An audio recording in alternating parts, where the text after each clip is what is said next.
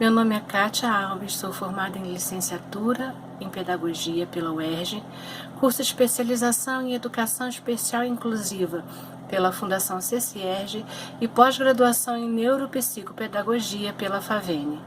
Trabalho com alunos de Educação Especial na APAE e sou a mediadora do Polo Petrópolis. Vamos falar sobre linguagem oral e linguagem escrita e como elas influenciam as formas de se coordenar o ensino. Entre sentar à volta de uma fogueira na antiguidade até os dias atuais, a exposição oral é a forma mais utilizada pela humanidade para o exercício da educação. Sofreu modificações ao longo dos tempos e acontece de forma diferenciada em cada tendência da educação. Na tradicional, se mostra doutrinária, de caráter indiscutível e com a presença de autoritarismo por parte do mestre. O conteúdo é muito valorizado em detrimento da realidade em que o aluno está inserido. No entanto, é fato que a exposição oral tem seu lugar na sala de aula quando o professor apresenta assuntos novos ou faz um resumo de aulas anteriores, ou ainda para auxiliar na compreensão de determinado assunto.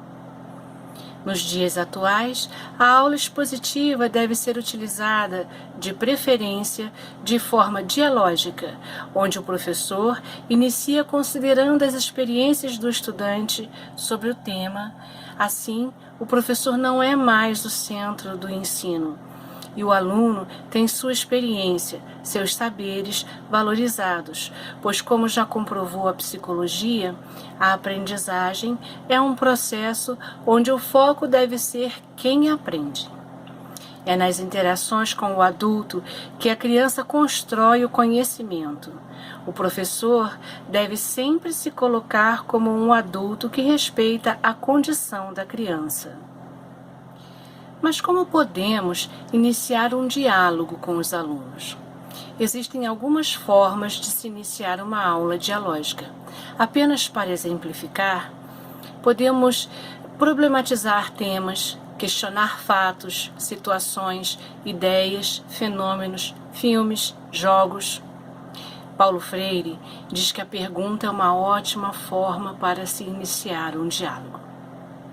É importante que alguns aspectos sejam observados pelo professor, como o domínio do tema, clareza, correção, sequência lógica. A utilização de outras técnicas e tecnologias que iremos abordar em outros momentos também é aconselhável. O material deve sempre estar de acordo com a idade dos estudantes. Como todo conteúdo apresentado, deve ter uma introdução, um desenvolvimento e uma conclusão, demandando preparo.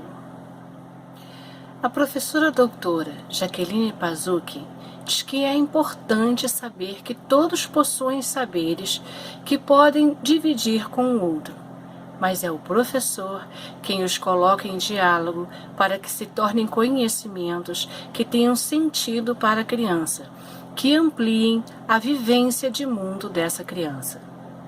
Existem muitos procedimentos em que a oralidade pode prevalecer. O trabalho em grupo é um deles e apresenta a vantagem de desenvolver a expressão oral, a troca de experiências e informações, exercitando assim hábitos, atitudes e habilidades que contribuem para a aprendizagem. Piaget e Vygotsky são as principais referências da teoria interacionista que defende que o conhecimento é um processo de apropriação que acontece nas inter-relações e com a natureza. O trabalho em grupo propicia isso. Em nosso material didático, apresentamos outras atividades em que a oralidade prevalece. Já a escrita foi um marco na história da humanidade. Kensky diz que a escrita trouxe a autonomia para a aquisição do conhecimento quando permitiu que as informações fossem consultadas e analisadas. É importante destacar que a escrita influenciou e foi largamente utilizada na organização social quando esteve monopolizada por camadas sociais que exerciam o poder sobre as outras. Lembram-se dos jesuítas? São um bom exemplo. Como já comentamos, a escola tradicional utilizava muito a aula expositiva oral, mas complementava essa aula com trabalhos escritos individuais e atividades para casa. Embora essas atividades e esses ensinamentos fossem bastante diferenciados dependendo da camada social a que cada criança pertencia. Através dos tempos, várias formas de utilização da linguagem escrita na escola foram surgindo. Instrução programada, estudo dirigido, estudo de texto e outros, detalhados no material didático. O surgimento das tecnologias digitais proporcionou instrumentos bastante poderosos de aprendizagem e de despertar o interesse dos estudantes, tanto na linguagem oral, como por exemplo os podcasts, como na linguagem escrita, os chats, para citar dois apenas.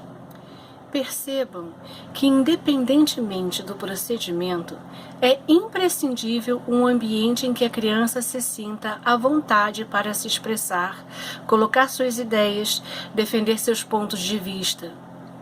Que as atividades aconteçam durante um espaço de tempo que permita que a criança explore suas habilidades de comunicar mensagens, construir sentidos, compartilhar significados e estabelecer repertórios.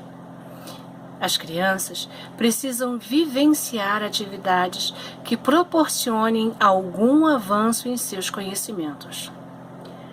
Logo, toda didática deve pensar no espaço, no tempo, na materialidade e nas relações que acontecerão e são decorrentes dessa didática.